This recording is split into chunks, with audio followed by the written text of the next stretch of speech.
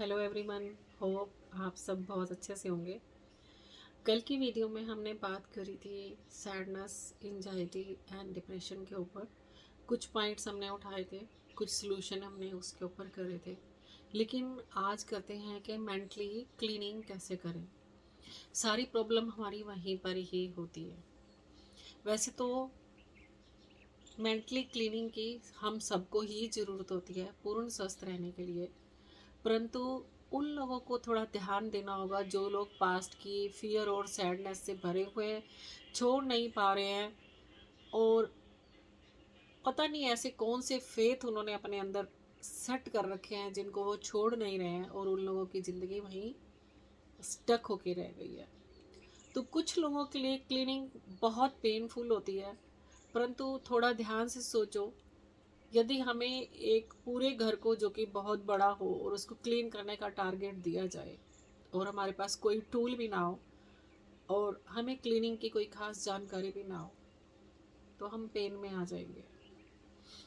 परंतु पेन में ना आके जो लोग उस टारगेट को, उस चैलेंज को एक्सेप्ट कर लेते हैं, चैलेंज भी हर कोई एक्सेप्ट नहीं कर सकता, लेकिन अब ये आपकी ज़िंदगी की बात है, आपके माइंड्स और आपके थॉट्स की बात है, तो चैलेंज तो एक्सेप्ट करना ही पड़ेगा। तो मान लिया एक बहुत बड़ा घर है और सारा ये हमें करना ही है और टूल्स भी नहीं है, तो हम एक एक कमरा करके खोलेंगे। लाइक आप एक ही अपने उस अंदर की स्टोरी को खोलिए, उसमें से देखिए कौन सी गुड मेमोरीज हैं। जैसे हम एक कमरा खोलते हैं तो कुछ चीज़ों को जो बहुत प्यारी लग रही होती हैं, जिनके साथ गुड मेमोरीज हमारी जुड़ी होती हैं, हम उनको बहुत अच्छे से क्लीन करके एक साइड पे रखते जाते हैं। और कुछ चीज़ें ऐसी होती हैं जिनको रिपेयर की ज़रूरत होती है, तो हम उनको भी क्लीन करके रिपेयर के लिए सोच कर कि इनको रिपेयर कराएंगे और फिर यूज़ हो जाएगी, तो हम उनको भी थोड़ा साइड कर देते हैं। लेकिन बहुत सारे पेपर्स हैं, बहुत सारी ऐसी मैगजीन्स हैं जो अब यूज़लेस हैं, सिर्फ घर में वो कबाड़ा इकट्ठा हो रहा है। या कई बार होता है कुछ लोग वहीं पे खाने पीने के छिलके भी फेंक गए होते हैं, अपने फ्रूट्स के छिलके फेंक गए होते हैं, या खाई हुई वो यूज़ एंड थ्रो वाली प्लेट्स भी वहीं पे ही पड़ी होती हैं और वो रूम बहुत टाइम से बंद हो, तो क्या हम उनको भी संभाल कर रखेंगे? नहीं ना। तो ये जितना भी हमें लगेगा, दाग धब्बे वाले कपड़े पड़े हुए हैं, टॉवल्स गंदे पड़े हुए हैं, या पर्दे फटे हुए पड़े हुए, कोई भी चीज़ है, कुछ भी है, तो हम उन सारी चीज़ों को उस रूम से बाहर निकालेंगे, उसको क्लीन करेंगे और वो कमरा फिर से रहने लायक हो जाएगा। सेम हमें अपने ब्रेन को भी थोड़ी सी यादों की सफाई करनी होती है। क्या हम कमरा साफ करते टाइम क्या हम गुस्से से भर रहे थे? नहीं, हम उसमें अच्छी वाली यादों को भी याद करके खुश हो रहे थे और चुप करके क्लीन भी कर रहे थे। गुस्से में ना आए, गुस्से से भरने की कोई ज़रूरत नहीं है, क्योंकि कुछ विश्वास और कुछ यादें उनको छोड़ने के ही लायक होती हैं।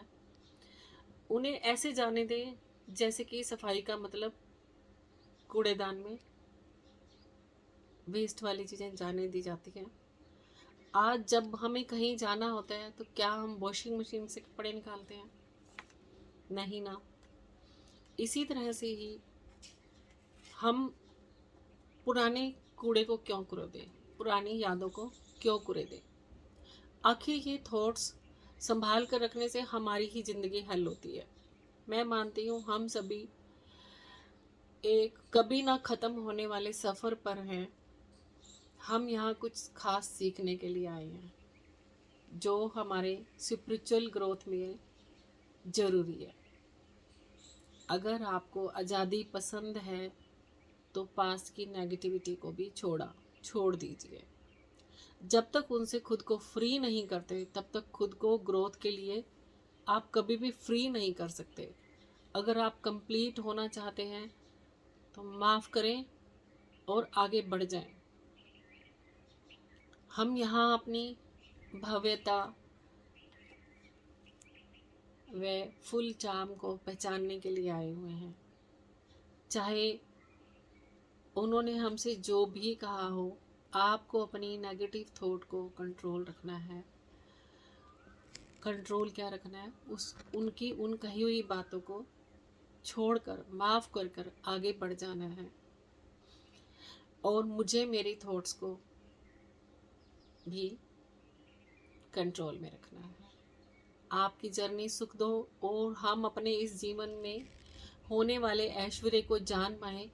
एक प्रार्थना खुद के लिए रोज़ करें, मैं पूरी तरह से अपने आप से प्यार करना सीखने के लिए तैयार हूँ।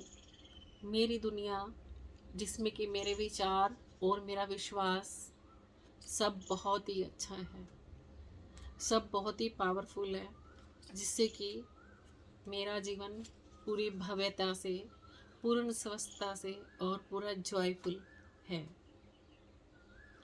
अगर हम इस तरह के थॉट्स अपने अंदर क्रिएट करते हैं और उस तरह से जीते भी हैं, इससे बड़ा धर्म और क्या है। धर्म कोई हिंदू, मुस्लिम या सिख ईसाई होना नहीं है। धर्म है कि हम बहुत प्रसन्न और पॉजिटिविटी से रहें और अपनी इस भव्यता को पहचानें।